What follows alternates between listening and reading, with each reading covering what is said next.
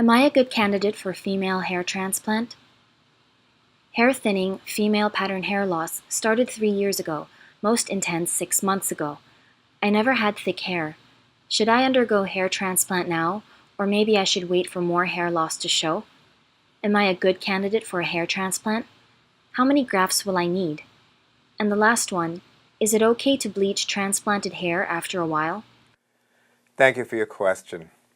You submitted your question with several photos, mostly focused in the area of your hair part. And you are asking, are you a good candidate for a hair transplant?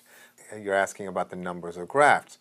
You state also in your question that you started having hair thinning about 3 years prior, that you never had thick hair, and that you had a more intense hair loss 6 months ago. Well, I can certainly share with you how I discuss the options for treating hair loss in patients like yourself in my practice. A little bit of background: I'm a board-certified cosmetic surgeon and fellowship-trained oculofacial plastic and reconstructive surgeon. I've been in practice in Manhattan and Long Island for over 20 years. I'm also the founder of TrichoStem Hair Regeneration Centers. This is a system we developed as a non-surgical treatment for male and female pattern hair loss. And it has turned out to be a significant way to help manage particularly female pattern hair loss, where there was only essentially minoxidil as the only method to treat progression before someone would be a candidate for hair transplant.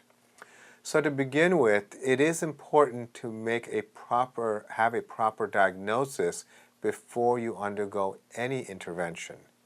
And the point of that is understanding that simply hair transplant is not a treatment for hair progression or hair loss progression.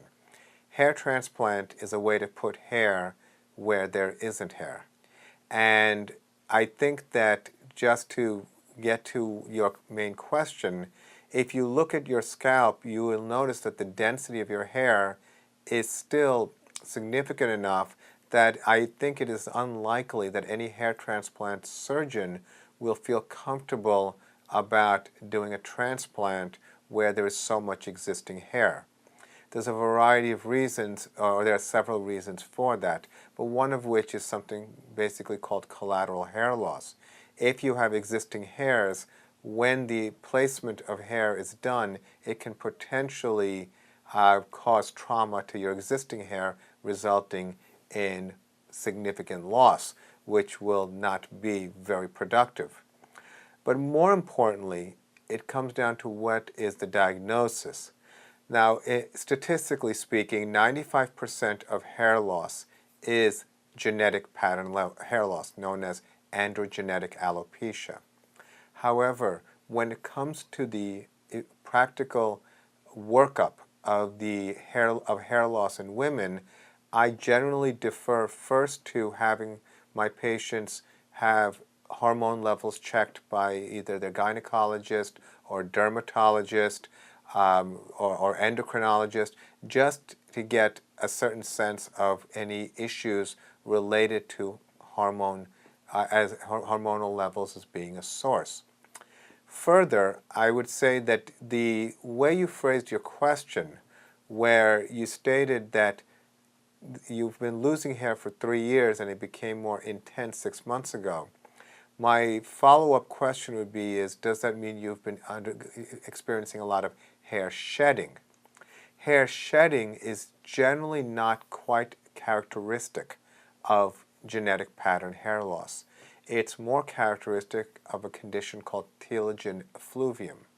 Telogen effluvium, it can be defined as either as hair shedding related to a stressor event, such as something significant, whether it's a life event, a family crisis, medical condition, general anesthesia, that is preceded like 2 to 5 months prior before there is a significant amount of hair shedding. There's also a subgroup of patients who have something called chronic telogen effluvium. And very typically it's women who will state that they are constantly shedding hair.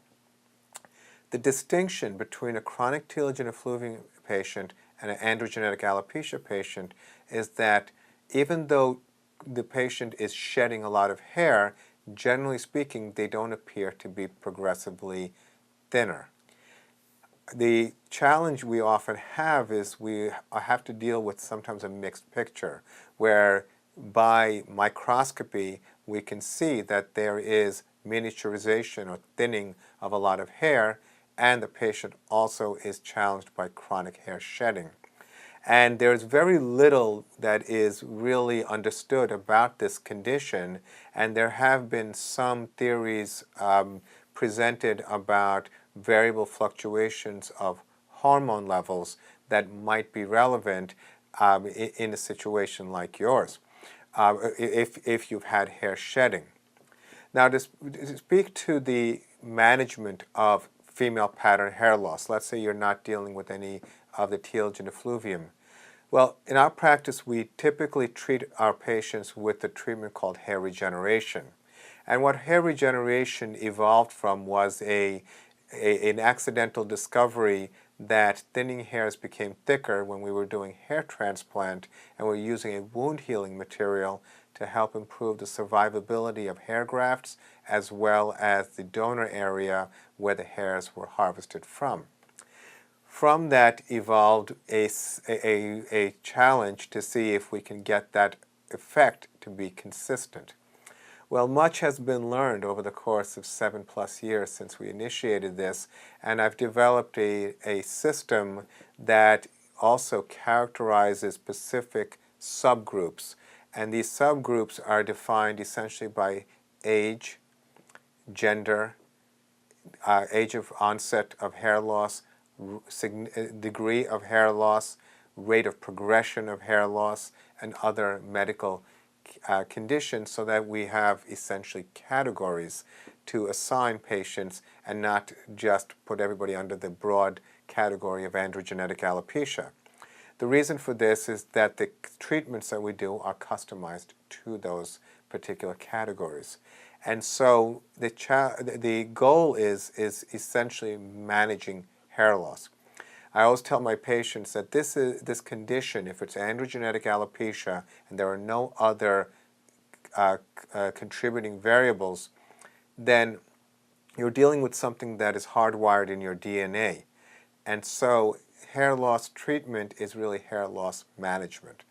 Essentially, even though there is going to be progression, what we try to do medically is to maximize the quality of the hair through these injection treatments, which reactivate hair growth of hair that isn't currently growing, which is essentially a prolonged resting phase, thickening of thinning hairs, and prolonging the lifespan of a hair growth cycle, and timing our treatments in a ways to maximize the length of benefit for each of these injections.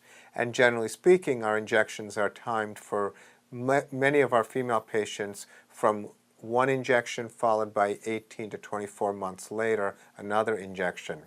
And so we've developed treatment strategies depending on those variables and the evaluation. This may be something that is worthwhile considering before you decide to have a hair transplant. But I think first it's very important to be confident about your diagnosis. I tell our patients that although we can help the quality and longevity of hair growth and really do well with androgenetic alopecia, and as I said earlier, it's made a very big impact in the treatment for female pattern hair loss, such that many people are embracing this strategy. That further, if someone has at the same time telogen effluvium, well, that can get pretty frustrating. And nonetheless, it is still management, and all of this has to be hopefully clearly understood before you undergo any kind of treatment option. So I think it's important that you learn more about the non-surgical options that you have, the proper workup necessary for any woman dealing with hair loss, and then choose what you think is most appropriate for you. So I hope that was helpful. I wish you the best of luck. Thank you for your question.